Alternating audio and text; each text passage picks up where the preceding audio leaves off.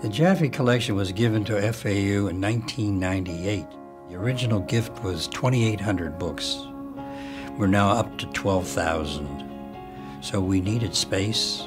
We've changed the mission to a large extent. Much more hands-on, much more exhibitory, much more museum quality than collection quality. And I think that's what you get when you come in. It's more of a feeling of a museum and lecture hall than it is a book collection. In considering the new space for the Book Arts Center, it was a question of what do we do with the original space here?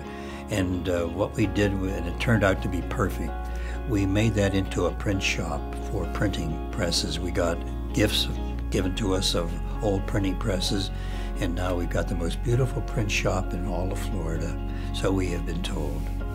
Arthur has transformed this collection from a simple collection of books into the Jaffe Center for Book Arts, combining the features of an art gallery, a letterpress studio, and a teaching venue. In the process, he's brought something totally unique to Florida Atlantic University, and we're so fortunate to have had his collection and his presence for so long a time. If I were buying books just about architecture, then I would have a limitation. I'm buying eclectically. I'm interested in the whole world, and I just don't know what's out there myself. When somebody brings it in there, I see the light, I say, boy, I think this can be useful. What does this thing say? I don't know what it says, but I like what it looks, you know. It's like a beautiful woman coming by. Hey, you don't know what she's really like until you know what she's really like, but you gotta like what you see first. The search process, I'm at a point in life here at this collection where the book artists are looking for us. And that's part of the fun of having the collection, having a collection like this. You meet the most interesting people in the world from everywhere. And they come from out of nowhere and appear at your front door and say, I've made a book. I want you to see it. And of course, we want to see it. And that's how we get most of our books. Andrew Binder came in, strolling in one day and with a rather large book under his arm, saying this is his latest production of books. And he wanted to show it to me. He opened it up and I said, Andrew, you've got a winner here. And he had just come back from 4 years off and on going to Thailand to produce a book, a pop-up, about the Thai temples. And it's now in the Jaffe collection. It's one of a kind. The only one in the world is here. So I proudly show it, and everybody likes to see it. It's a very dramatic book. The book isn't just to be read. It's to be touched. It's to be heard. It's to be manipulated, like you do with a book that's pop-up. You have to do manipulation. So there's just a lot more variety in what we're doing with a book today.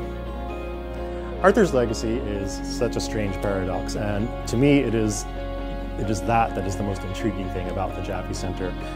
Our focus is certainly on the traditions of the book arts, and these are the things that brought humanity into the information age. But nowadays we can get our information electronically, and the book itself as an information vehicle is not quite as important as it used to be. But Arthur's collection focuses equally on the artist's book, and when artists make books, they tend to be nothing at all what we expect a book to be. And this is where we get to the future of the book.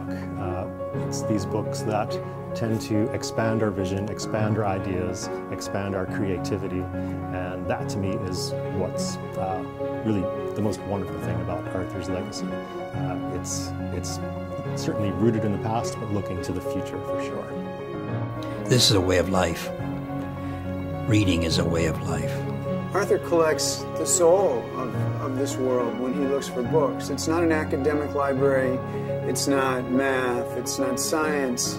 It's the things that fall in between the words that Arthur always captures, that he finds, the emotion, the spirit.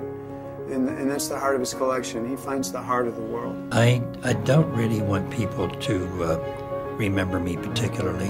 It doesn't matter. I want them to remember the collection and say, that's a hell of a collection, and that's all that counts.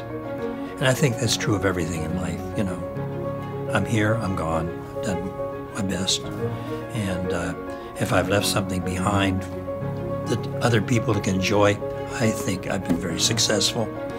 There's a saying, be ashamed to die until you have some victory for humanity. And that's my motto.